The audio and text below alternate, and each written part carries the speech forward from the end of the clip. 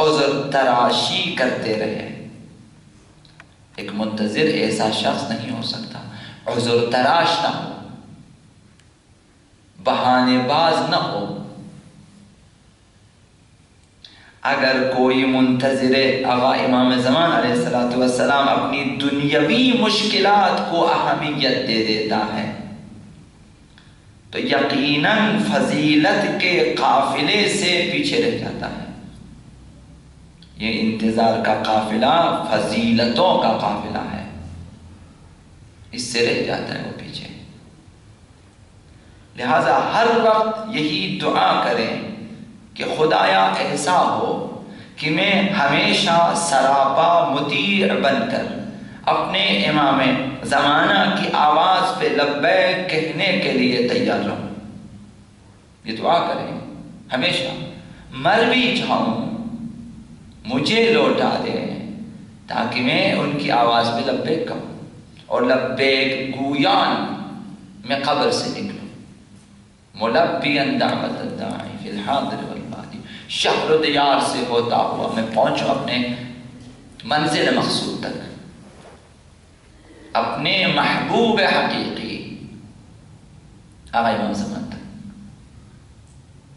پہنچ جاؤں۔ خدایا مجھے ایمان کے اس درجے سے نیچے کبھی نہ گرانا۔ ایمان کا ایک درجہ ہوتا ہے، اس درجے پہ مومن اپنے امام کی آواز کو سن سکتا ہے اور لبیک کہہ سکتا ہے۔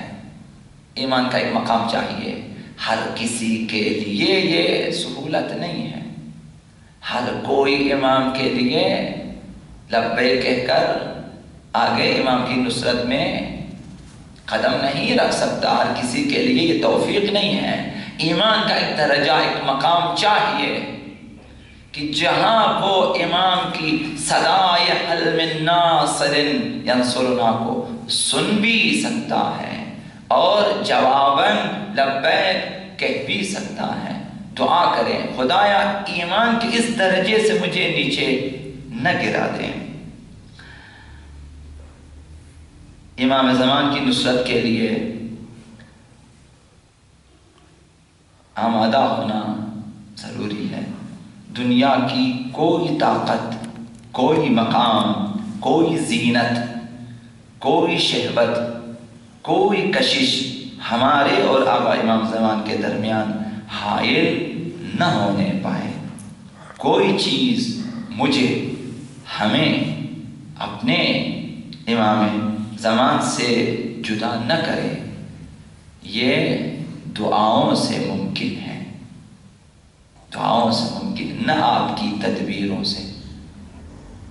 آپ سب کچھ بنیں، اگر دعا نہ کریں تو شاید ممکن نہ ہو آپ کے لیے نصرت امام۔ تو ہمیشہ دعاؤں کو اسلحے کے طور پہ اپنے ساتھ رکھیں۔